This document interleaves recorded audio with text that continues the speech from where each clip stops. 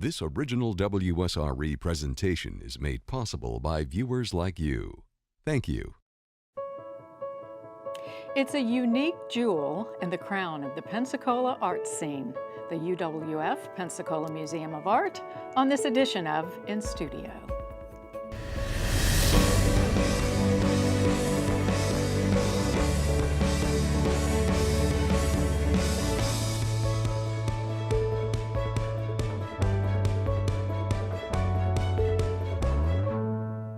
The art scene is robust here in Northwest Florida. We enjoy all kinds of performing and visual arts. Well, it's well accepted that museums are vital to the continued development of a modern, growing city like Pensacola. One museum in our city is a 6-decade-old, very unique cultural landmark, the Pensacola Museum of Art. On this edition of inStudio, we'll take a close look at the museum and share how it serves as a cultural foundation for our very rich arts community. Joining us to talk about the UWF Pensacola Museum of Art and all it has to offer are a number of people devoted to the museum's mission. Amy Bowman-McElhone is the Assistant Vice President of the UWF Historic Museums. Amy is the Director and Chief Curator of the UWF Pensacola Museum of Art. She's responsible for the long-term vision for curation, education, collections, and various other mini programs, right? Caitlyn Cooney is Curator of Education at the UWF Pensacola Museum of Art. Her role is to structure museum curriculum, coordinate visitor participation, and present interactive opportunities for visitors. And Christine Ogilvie. Dr. Ogilvie is an autism consultant for the Florida State University Center for Autism and Related Disabilities. Dr. Ogilvie has many years of experience in teaching and has specialized in best practices for inclusion for students with autism spectrum disorders. Dr. Ogilvie has published many articles and is co-editor of several books on this topic. She's developed some meaningful partnerships with a number of area organizations, including the Pensacola Museum of Art, which is wonderful. So welcome, ladies. Welcome to all of you. Thank you for being Sherri. here. So happy to have you. I'll start with Amy and just welcome you to the program and kind of give us an overview of the Pensacola Museum of Art, the UWF Pensacola Museum Absolutely. of Art. And thank you, Sherri, so much for having us on the show and an opportunity to really talk about all the amazing things that we're doing with an amazing staff. So the Pensacola Museum of Art became part of the University of West Florida in 2016. It's part of the UWF Historic Trust Museum Complex. And so we have an amazing and diverse exhibition program. We have an education program. And we have a public programming series of events, lectures, film screenings, those types of things, artist talks. What we really try to focus on is cultivating a museum as a space for curiosity and inclusion, try to create dynamic cultural experiences centered around the visual arts. And again, looking at the museum as a space, as a platform for multiple voices. And critical to that in terms of being a really vital community space is our education programming. And our top priorities for the past couple of years has been trying to make the museum more inclusive, make it have more universal access points for it.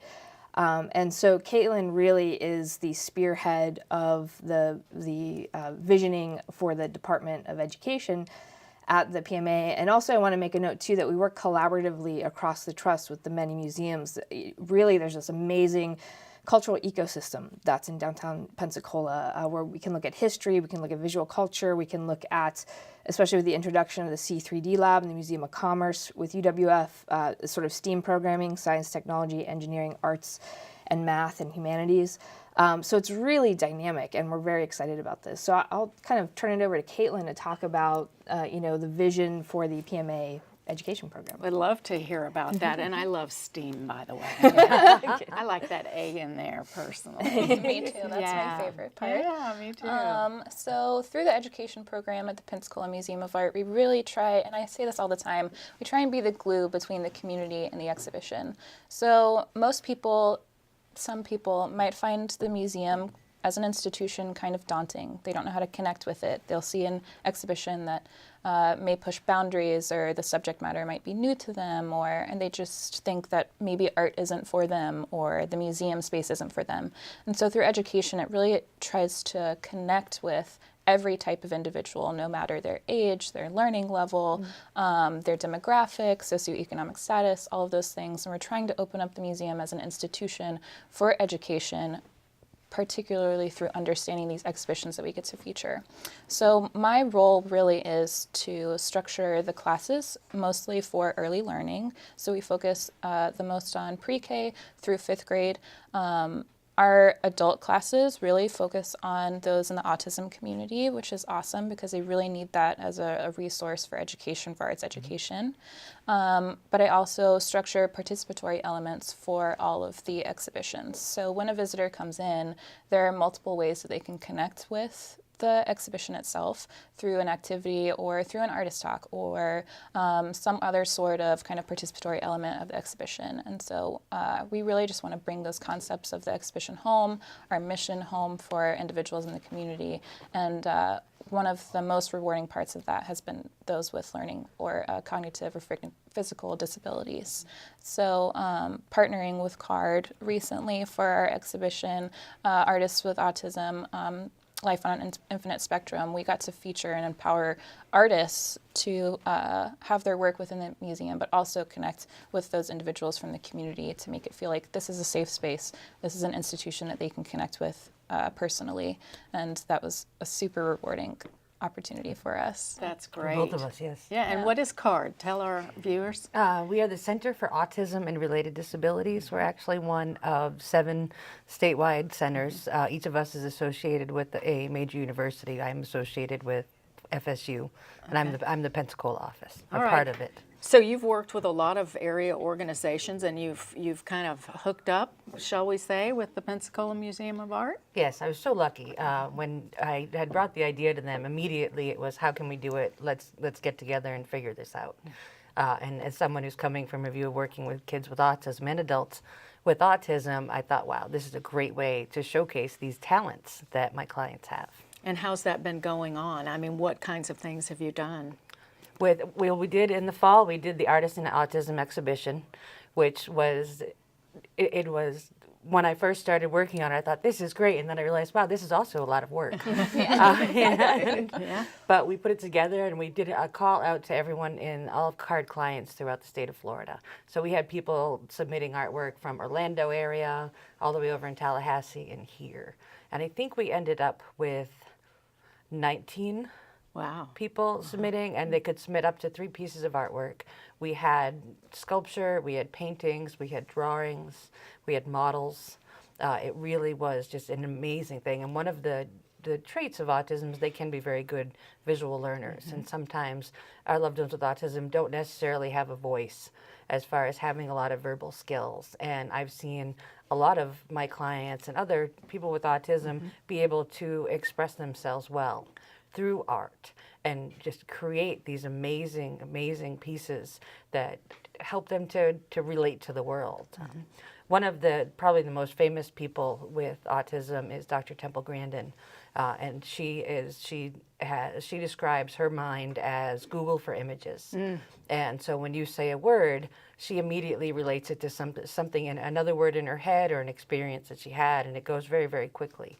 But she always talked about how she could see things visually more than she could understand them.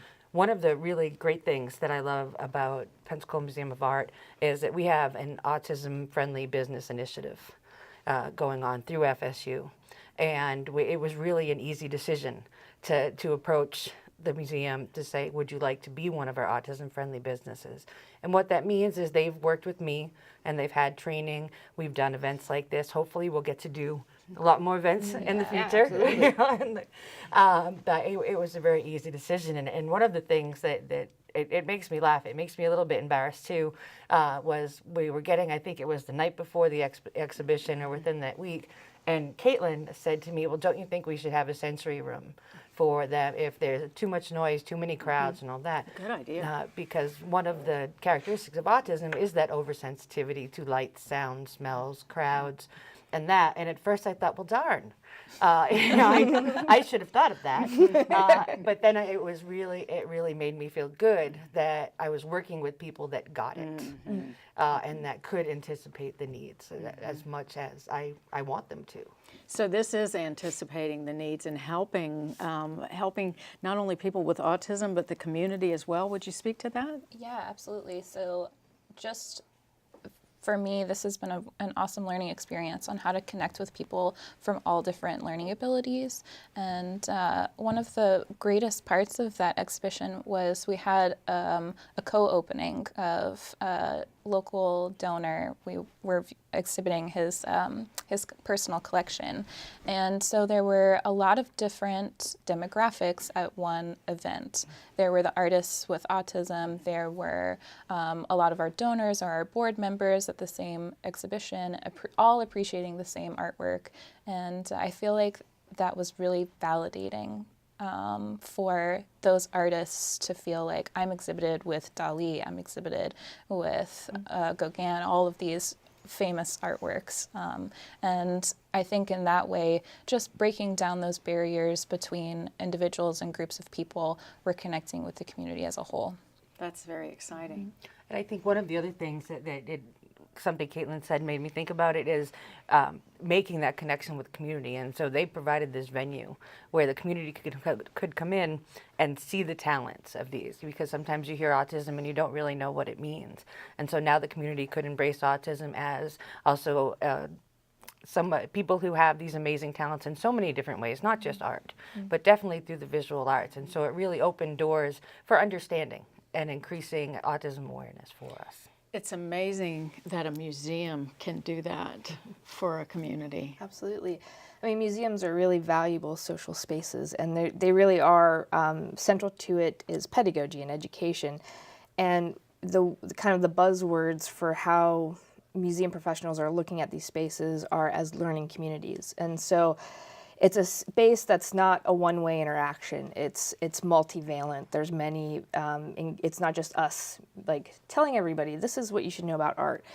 It's about this space of interaction, this participatory element, and again, providing a platform for multiple voices. And our autism programming in particular is something that's very special to us, and we feel as our most socially valuable programming that we do. And we wouldn't be able to do it without partners like Dr. Ogilvie. We're short on time. What's your favorite part about this job and the museum? Well, getting to know everybody at the museum for sure, but knowing that there are possibilities and that I can have my clients go out into the community and they can experience everything that I would want them to and be accepted the way I want them to. That's amazing. That's awesome. What about you, Caitlyn? For me, it's been the learning experience. I'm big on education, obviously, but also keeping up with that education for myself, connecting with the community in a way that I didn't know how to, you know, and having those opportunities to connect with other professionals, individuals that she represents, and feeling like I have a personal connection to them, their artwork, their form of expression. That's been really special to me. We will look forward to keeping up with you and the programs that you bring together and letting the community know about that. We appreciate you both coming on, and we're going to switch up our guest list just a little bit. So thank you very much. Keep up the great work. We are going to change up our guests a bit and continue our discussion about the Pensacola Museum of Art in just a couple of moments. You are watching in studio on WSRE TV, PBS for the Gulf Coast.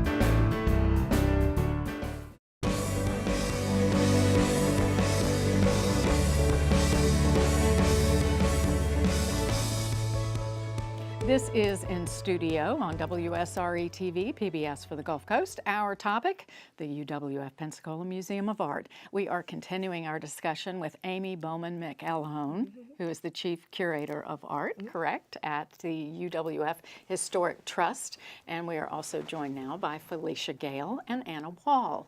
Felicia is Curator of Exhibitions at the UWF Pensacola Museum of Art. Felicia has had a broad-ranging career in art, having taught photography both in the U.S. and north of the border in Vancouver, British Columbia. Her interdisciplinary art practice takes up writing, performance, sculpture, curation, and much more. And Anna Wall. Anna is Curator of Collections at the UWF Pensacola Museum of Art.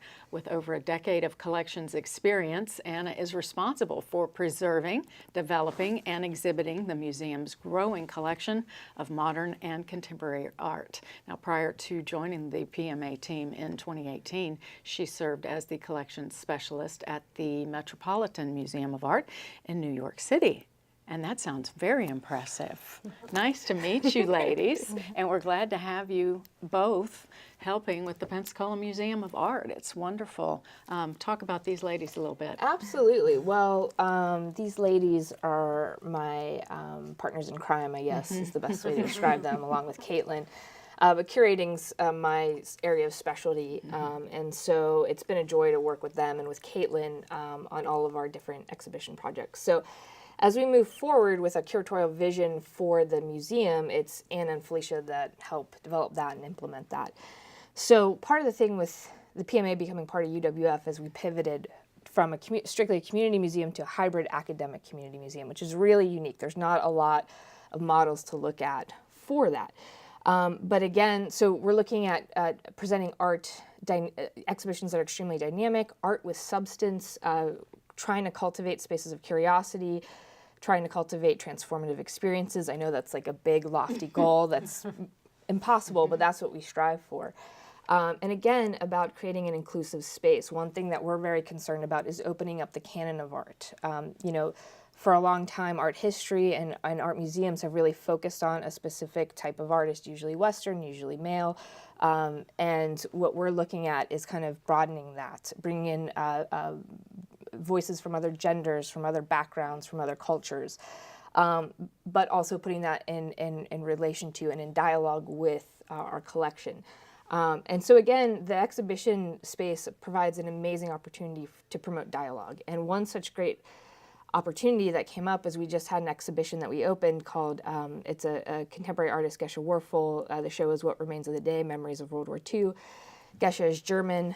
She teaches at UNC Chapel Hill, and she actually made pilgrimages to Europe and photographed sites that were significant to World War II, interviewed survivors, took oral histories, and now we're going to have an event where the Pensacola Jewish Federation is actually going to have a Q&A with the artist through Skype because she's in North Carolina now. Nice. So it's an amazing opportunity to create community dialogue that's spurred by art, to talk about these much bigger issues like history and trauma and memory and how that affects all of us, and really pulling out our humanity. And that's really what the museum is about, what art is about. It's about uncovering humanity and emphasizing that. Let's talk a little bit about what curators do and about what your duties are at the museum. We'll start over here. Sure. Yeah. So my job is really to preserve, develop, and exhibit our permanent collection. Our permanent collection is the heart of the museum. We have over 700 artworks. We've got big names like Warhol and Dali, Chagall, things that you would recognize, but then a lot of emerging artists too that help tell the story of how local artists were working within these movements and having dialogues about larger things in art history. And so my job is a mix of hands-on, making sure that these treasures last for Pensacola for hundreds of years, storing them, housing them, but then also finding ways to get them up on the walls and out in the community. So I'm working with Felicia to do lots of partnerships where we bring permanent collection objects into exhibitions and show Pensacola the treasures that we have downtown. And then also providing opportunities for students to do research with our collection, which is really an invaluable resource to have these artworks, these treasures right here in Pensacola. It's amazing to think that. Felicia, what are your thoughts? That was so nice. I just wanted to say it's so nice to like work with these two and like hear their thoughts all the time. We were talking this morning about our different personalities, and so they sort of mesh together to create this curatorial form. And so I think for me, I thought maybe I would just talk a little bit about what is an exhibition. Please do, and also we're using words like curatorial for viewers. Sure.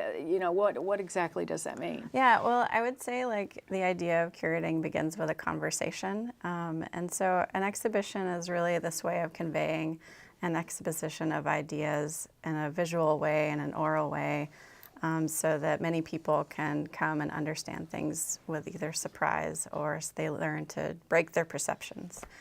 And it involves a group of very skilled people to do that. Our boss is like the artwork, so we listen to what the art needs, and we also listen to the vision of the artist, because sometimes that's the artwork. It includes the artworks, the loaned works that we work with other institutions maybe, and maybe that's a famous artwork, or maybe it's the artist work where we're borrowing it from them. Sometimes it's working them one-on-one, like with Geshe, or like with some of our Stone's Throw on Borders, Bounders, and Beyond exhibition, where they're commissioned to make artwork around an idea. So the chief curator is our go-to. We go with what her vision is, and we start from there, and then we work with her to sort of cultivate those ideas. The curatorial team we all get together and we create permissive spaces for artists to kind of explore in this way that we won't always know the answer to, and that's kind of the point. What are their voices saying? We have exhibition designers, so they come in and listen to us and listen to the artist, and then they look inside the space and create like methods for display, like how do we display this coffee cup on the table, much like a set of a theater. Well, and when you go into the museum, it's constantly changing, right? I mean, we never know what we're going to see from one day to the next, right? Yes. So you keep that conversation alive. Yes. And for, a fairly small regional museum, we have a huge exhibition program. I think last year we had over 20 exhibits in our space. 22. And so we are changing the galleries constantly. So that's a big takeaway, is if you visited us already, come back, because we have new things and we're always adding to the collection in new ways.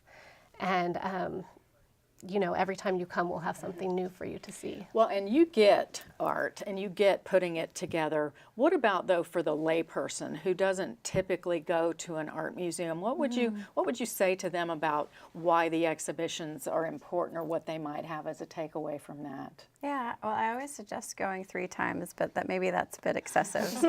So if you can't do that, you can't go with your group and by yourself, and then with maybe like a tour, that you look for something that you can connect with. And sometimes it's just about breaking the moment, and it spawns all sorts of thoughts from there. But also it's just a way to see what other ways of thinking are in the world. And that's just a bigger part of life as anything else that we do. It's another avenue, like we were talking about STEAM. That's this buzzword to kind of just talk about that way of including artwork as a vital part of our life. And we have this really scholarly way of talking about exhibitions and curating, but really what we all love, I think, is the stories behind the artwork, and the way that Felicia was talking about how we work so collaboratively together, and then with the community to bring in artwork and work with donors and work with different people who are interested in the stories behind their art, how to tell those to the public, and just get in deeper, I think, with each piece. Well, that's important, because we have these people that understand art, that are understanding putting it together and curating it and all of that, but putting it in a way where, I'm just going to say it, where it can be fun, right? I mean, why is this important to our community? You need access points. Yeah. Well, because everything that Anna and Felicia said, that what art can do and what it can facilitate is so broad and so valuable and so nourishing to a community. And also can be a point of either relief, a point of curiosity, a point of learning, a point of safety, a point of a place where that you can be actually made to feel uncomfortable in a positive way, to kind of just shake you. Yeah, and I think but the thing about art and about exhibitions, and if you do it well, is that there's multiple access points, that you can talk about one work of art on so many levels, from the most obvious kind of visual components. What's the color? Why is this color like this? Why did the artist make this choice? To these much larger ideas about memory, or about life, or about humanity. And that's what is so exciting to be able to work in a museum, is to bring those stories to life and in a visual way. And I think what connects all of us as well is that we love visuality. We want things to look cool, and things that are weird and interesting, and that is something that I think innately we've been attracted to since we were young, and that's why we're in this field, and we want to share that with the community. Well, I took a little look around maybe a month or so ago, and got to enjoy on a short, quick level some of the exhibitions, but literally when you walk into a space like that, you can almost feel that art coming off the wall. How do you, with your educational background, you must know the tricks and things, or does the art do it on its own? Yeah, I think we could both speak to Please do. like the idea of an installation and what that means to immerse a spectator, is the way we talk about it. But someone literally walking into a space and feeling either engulfed or like invited into that space is an important idea for us to think about. I think it also, I think part of it too is like selecting the artwork and selecting it and then arranging it in a way that, because a lot of the effort into an exhibition comes on the front end, where you're researching or you're having dialogues with artists. And one thing that we've been really lucky to do is engage these kind of bigger name world-class artists. And we frame ourselves as a space for experimentation. So places where bigger museums or commercial galleries wouldn't be keen to invest in a certain idea that these artists have, we're like, please play in our playground. And because of that, it's resulted in some amazing work that wouldn't otherwise have been brought here. For instance, Carlos Rolon's Casita, that was just part of the a Stone's Throw exhibition that we were able to continue into Youth Art Focus, and becomes a participatory community space where all the Escambia County art students can come and actually engage with that. Was that the house with the film inside? What a great idea. We're kind of short on time, but tell me how that has been received in the area, and how it differs from kind of what's going on in a bigger city like New York City. Sure. So I think the Casita was really interesting because it was in our Stone's Throw exhibition and then part of Youth Art Focus. So it's had two lives in the museum, and we've seen people interact with it in two different ways. I think at the first show, people really loved the idea of memory in their own use of space, and the kids in Youth Art Focus just loved it as an object and kind of a playhouse that they could take over. And I think the interactivity is really great and something that you might not see at a larger museum. And to be able to interact so closely with a piece by a world-class artist is really fabulous. That's amazing. Well, we are out of time for this segment, but appreciate it and keep up the great work, and we'll encourage our viewers to go take a look at what you're doing. You're both doing a great job. Thank you. More on the UWF Pensacola Museum of Art and all it has to offer, with more guests when inStudio continues on WSRE TV, PBS for the Gulf Coast.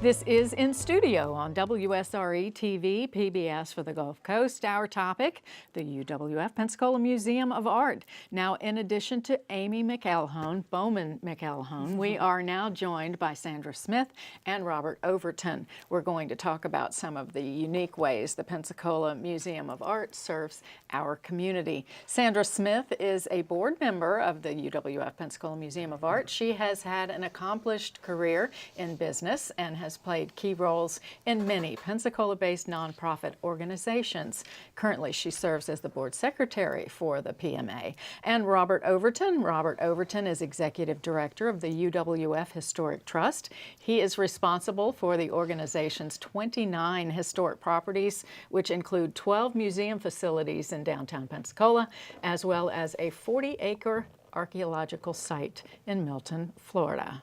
I know a few little things about that archaeological site out there, and I'm looking forward to hearing more about that as well.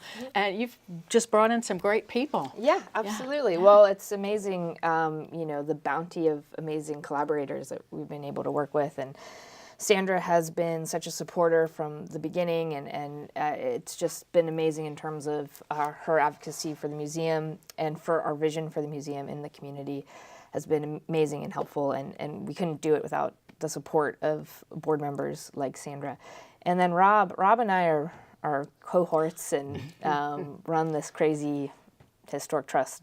It runs us. It runs us. Yeah, it definitely runs us. And so, but Rob has a much longer history with the site and with the history of the site as well. And so I thought they would be two excellent speakers to talk about the many ways, in addition to our programming, that the PMA and the UWF Historic Trust provides opportunities for community connection. Well, Sandra, you know, we've worked together on a number of things, and so you've been passionate about lots of arts in the community, but I'm seeing a special passion for this. What's up with that? I'm so very excited to represent the Pensacola Museum of Art. When I do dabble at painting a little bit, and so a friend of mine invited me to come to a meeting, and when I walked in the door of the museum, I was so humbled by the feeling that I had when I started viewing the art. So that's why I wanted to be a part of the board. And 9 years now I've been serving on the board. It's very exciting, but in this past year I started thinking I'm not doing enough for the museum. So with that in mind, I offered my services to step forward in the community and to meet with companies and individuals and to share more about what our goals are, our intention. And for example, the last exhibit we had, the World War II, I was just almost cried. It was so beautiful. And there was one piece of art that I would love to have in my home that I could see every day. It was just, I think a lot of the community is just really not aware of what we have available and thinking you come one time is enough. You should come to every exhibit that we have. And the museum provides an elegant and unique background for a lot of things. We offer to the community parties. You can have your board meetings there, conferences. You can have a shower, a birthday party. So with the unique background of the exhibits, how exciting can that be rather than just blank walls, you know, in a restaurant or something? Well, most people don't think of that, and when they think of an art museum, to be able to come and have a child's birthday party or something. So really connecting with the community. Right. That's what we're all about. I think in every city you have that, and I think it's just time for Pensacola to step forward as a community, because what we're doing now is not really for us. It's for the future. It's for our children. It's for our grandchildren. Wouldn't you want your grandchild or great-grandchild to walk into the museum and see your family name on a plaque, knowing that they help contribute to the growth and mission of the museum? Rob, you tell us a little bit about other venues that we have. I will. Taking on what you were just talking about, you're doing it for the future. We take care of these sites, are really the placeholders. We're keeping this for the future. And you're talking about the children and grandchildren coming in. It goes back to what some of the curators were saying earlier, is really about sharing stories. And so what you're doing now become part of the stories that we're going to be able to share about the history of the museum. And as Amy said, I've been there a lot longer. I think that was a nice way of saying that I'm old, but we do with the Historic Trust. Pensacola Museum of Art's a great venue for events. We've had weddings, we've had a number of things there, children's birthday parties. We do that across the Historic Trust site. You talked about the 29 properties. You know, people in Pensacola are very familiar with Old Christ Church and lots of weddings that have happened there. The Museum of Commerce, a number of parties, a number of wedding receptions. We also manage the Barclay House. The Pensacola Children's Museum, just down the street, we have birthday parties there, and then the Voices of Pensacola, the new multicultural center, events, conferences. And then the further off that site property is the Barclay House, which is near and dear to Pensacola's heart. We do those. And then we have had a couple of events at that archaeological site over in Milton. So all of those are ways that we can bring non-traditional museum visitors into the museum setting to get some of them first introduction into what the history of Pensacola, the culture we have. And with working with Amy, we've been able to include, instead of the traditional history, some art in there too, and just cross-promote and cross-share these things. It's been a good collaboration, and I see a lot of good things coming out of that. The final space that I will mention, I think we're going to talk about this in a little bit, is we just opened Museum Plaza, which is another space that we're looking at people being able to have events there. But it all ties into creative ways that we engage the community, we benefit the community. You know, without those museums there for these events, a lot of community activities wouldn't happen. So I think it's important. Vital. And with someone like yourself, you say you're connecting with businesses, but you're just letting people know what's available to our community. Exactly, and I'm also very excited about our Museum Associates program.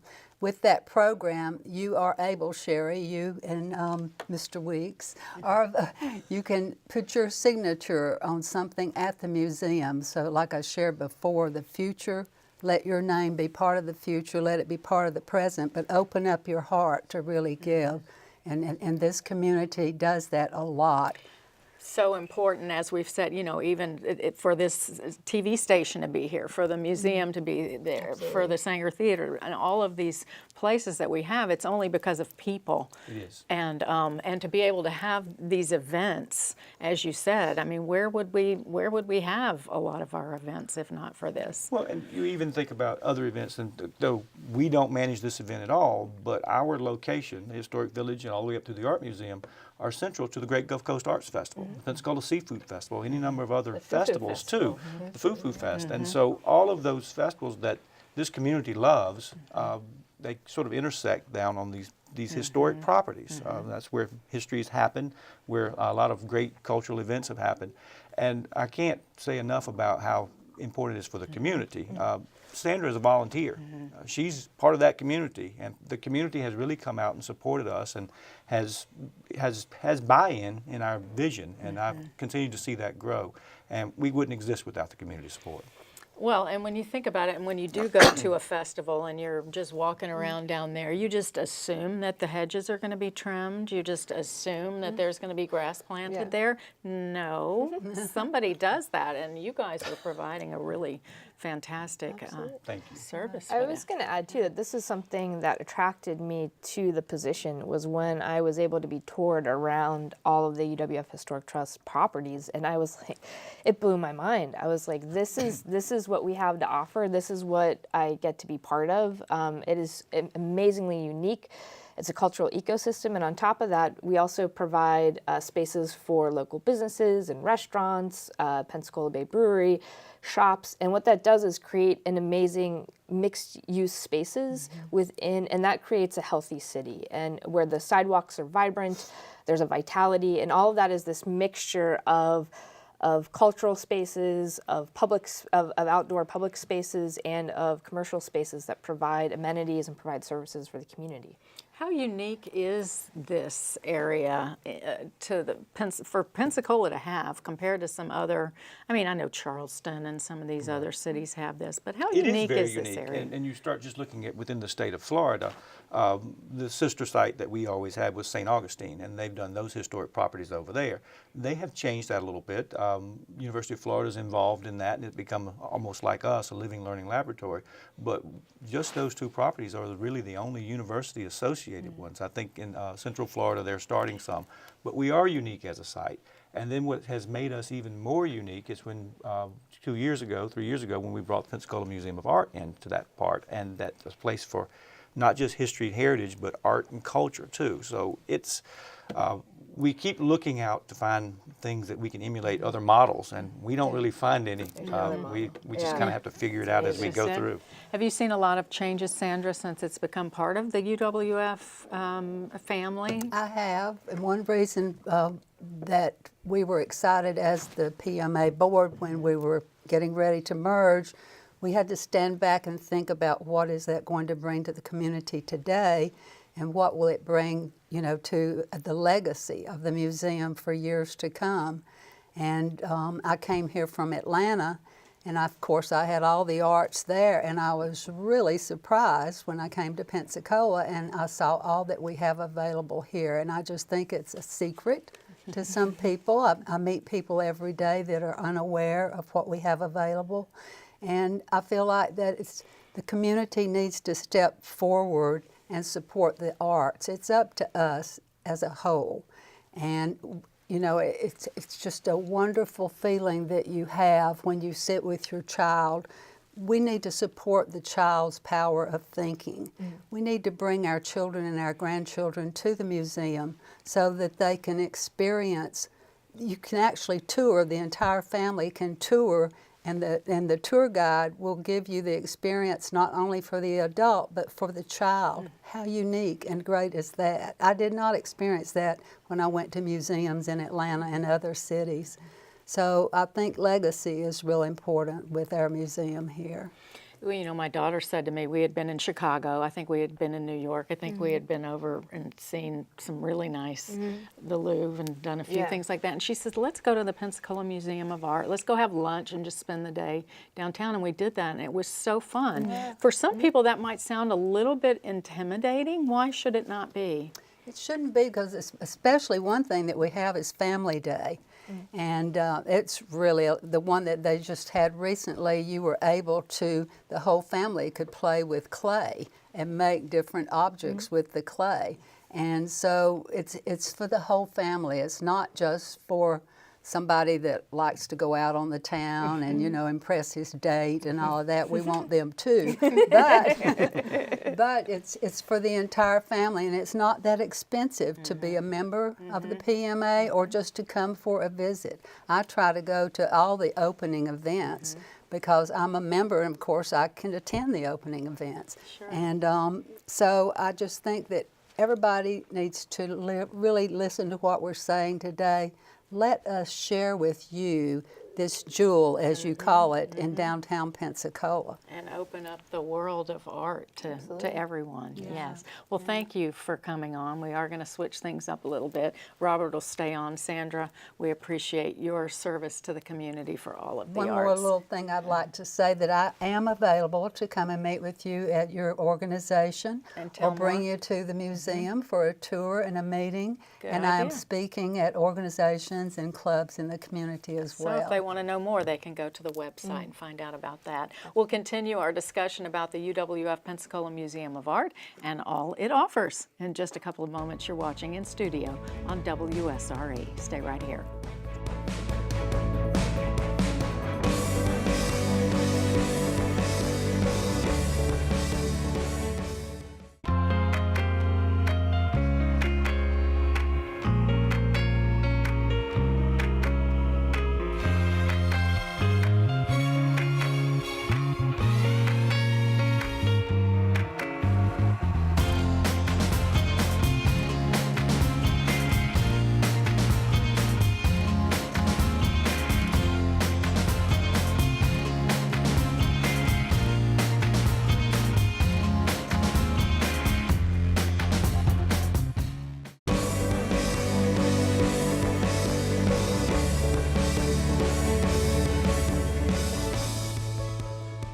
This is In Studio on WSRE TV, PBS for the Gulf Coast. Our topic, the UWF Pensacola Museum of Art.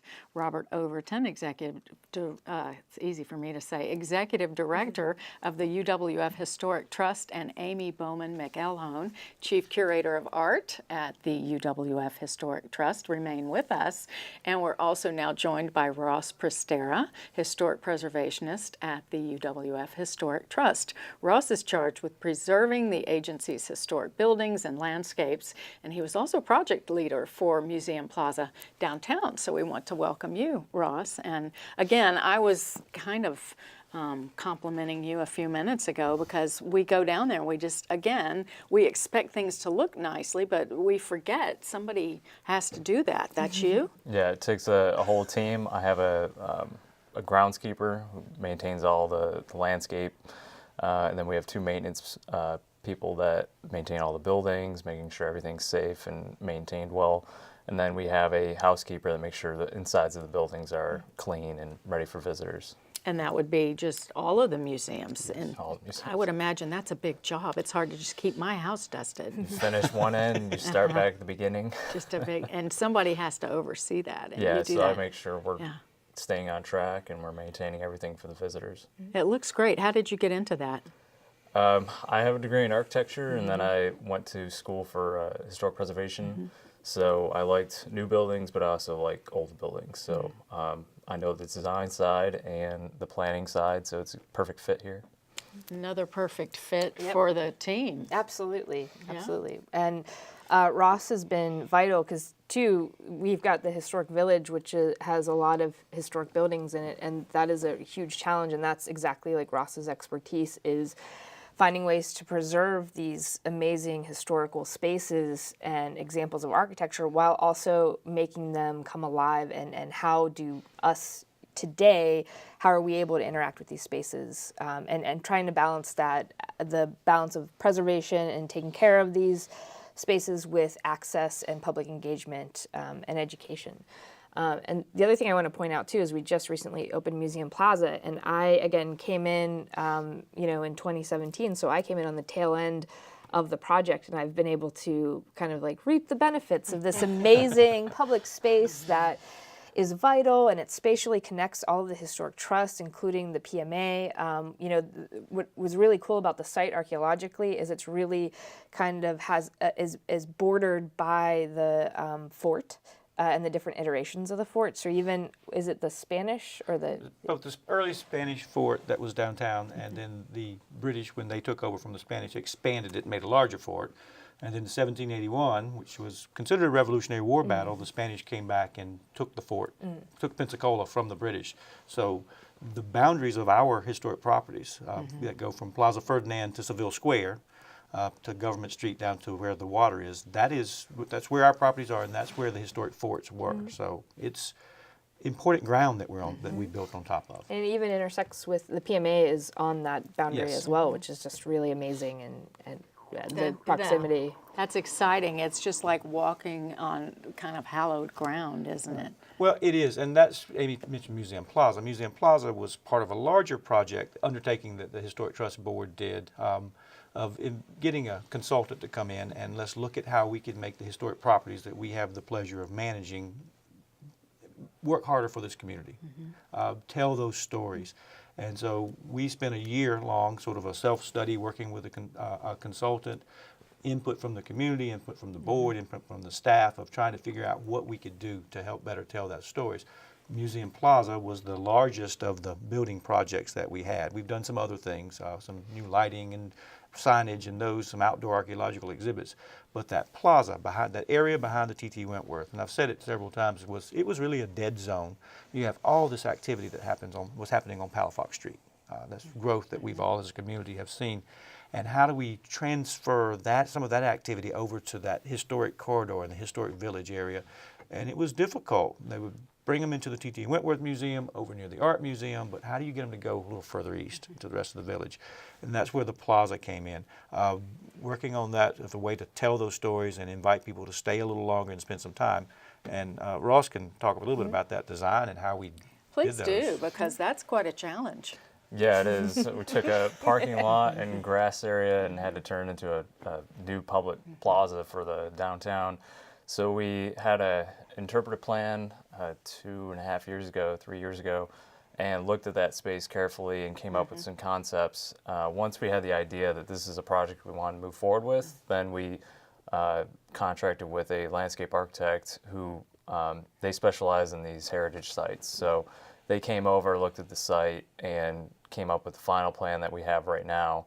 And the key thing was making areas in the plaza. So we have a large green space for large events, and then we have a stage and a playground, and we have the commanding officers compound, which is an archaeological exhibit area. And then we have where Cubed is, which is kind of an outdoor exhibit area, and Rose Garden for storytelling. So we created these little rooms, large rooms in that space. So we have many different uses in this area that was once parking lots and grass. Yeah, and are there places, what are your thoughts on parking specifically in terms of coming down and getting to enjoy this? Because, and I'll just tell you, if you go to the mall, you don't mind parking way out here at 9th Avenue, but there's something about being downtown, you feel like you need to park right in front of the building. What are your thoughts on that? The parking that we have that's closest proximity is the parking lot that we own, but we're working with Downtown Improvement Board as a parking company to manage. We've got a 40-spot site that runs from Government Street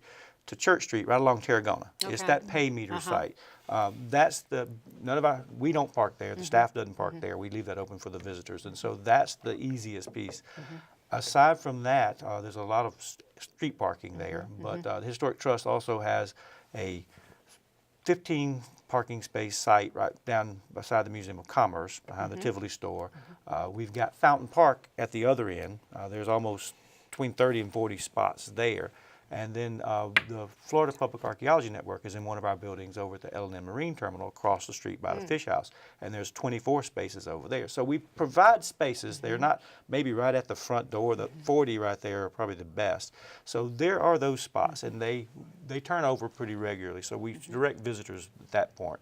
Like I say, a lot of on-street parking. There's some construction downtown that has limited some of that, but as we see this construction coming to an end, we're going to gain some parking back on those streets. A little growing pains. It is growing pains. It's not as easy as it used to be when we could go down there and there were acres of parking, but it doesn't take a super long time to find a spot. Well, and part of the beauty of the growth is just to be able to go down there and have something to walk to, right? And that's kind of what you've been working on. Yeah, so we started with Commanding Officers Compound as one of the outdoor exhibit areas.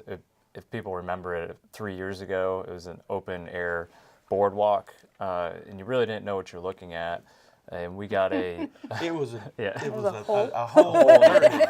Hole with a boardwalk. Yeah, we would walk around and go, okay, all right, now what? But we received a grant from the state and to reinterpret the site, and we did a creative design where we have shade now, we have benches, and we used rubberized ground material so we can colorize the archaeological features. So now you can look at a color and you know what time period it's from. And if you go in the Rose Garden, we've carried that same theme. So we have a red line, which is a Spanish period wall from a fort. And as we continue with the plaza, you'll see more of those lines. So as you go through it, you'll be able to see which time period you're walking above. And this has been a project that we have gotten a lot of, we were talking community support earlier, a lot of community support. When we first came up envisioned this project, it was going to be a multi-year project. The Historic Trust Board was able to pull together some reserve funding that they had, and they came and did sort of the baseline. We did the grass, they did some of the electrical, and did the sidewalks. And we didn't have any funding for those amenities, the other parts, the commanding officers compound, the stage, the playground, the storytelling circle. We were able to get a grant from the state. We also got an Impact 100 grant. That's called Impact Invested in Us, and created the Rose Garden Storytelling Circle. That's an activated space now that they're telling stories in weekly. We had other members of the community, Studers being one, who believed in us and invested in the playground, and then volunteers of ours, Dave and Emily Walby, who invested in the Linda Evans Education Pavilion, the stage. We also were able to take advantage of some opportunities. Part of that space Ross talked about, where we have the cubed art pieces. That was never really envisioned specifically. It was an area that we could do outdoor interpretation, but through a FUFU grant that was gotten 2 years ago, they created these cubes, and they actually started up on Palafox Street, and after FUFU Fest was over, they were trying to figure out a place to put them, and we were fortunate, and they worked. Yeah. They go there in bring 'em Museum down. Plaza, and it really helps open our eyes further. We had a vision of what we could use the plaza for, and a lot of things, but every day we find another potential use for it, and Sounds- it's been, it's really something the community has latched on to. Very organic, kind Absolutely. of, right? And how do you envision the future? Where are we with all of that? Well, I want to also mention about Cube that was a collaboration with Evan Levin and Ashton Howard, and they came to me thinking, okay, we've got this great idea. We stayed up all night, we thought about it, and we think it's going to be awesome. Live mural painting. Can we partner with the museum and the trust we think it'd be an ideal FUFU grant, and it was. And so it was originally up on Palafox, and we were able to relocate it. Again, it was kind of like we envisioned it up to FUFU, but because of the opportunity with Museum Plaza, the idea of creative placemaking, we were able to relocate those and do a second iteration of Cubed, and we're going to be working on a third one as well with Evan. And so as far as visioning how we move forward, from my perspective, from the art perspective, that again, creating spaces, whether it's performances, performance art, festivals, public art, that can create sticky spaces for people when they come down to really enliven their experience outside. And then as we move forward, again, with what Ross and Rob have done, because they've really been the architects behind this massive project, and it's paid off, amazingly, is just looking at how we can leverage those spaces and get the word out that this is a community space, and we have all these different components of it that can benefit everyone. And I know that I take my kids down to the playground now that it's open, and they love it. And people are just always passing through there now. It's really amazing. We're about out of time, but what's your favorite part of the whole area down there? What have you seen? Just people enjoying the space after 2.5 years of construction. It's nice to see it being used. Yeah, so somebody who hadn't been there in a while is going to see something Exactly. different. And looking at the changes of how that site has developed and how it's more usable by more people and non-traditional uses. Yes, I want people to come into the museum and buy a ticket and go and see something, but you can come and have a great experience just walking around enjoying your community, because that's your plaza. Won't cost you a dime to do that, Nope. will it? Well, thanks to all of you, because you add so much to our community, and that's why we're here today telling our viewers about it and encouraging them to go check it out.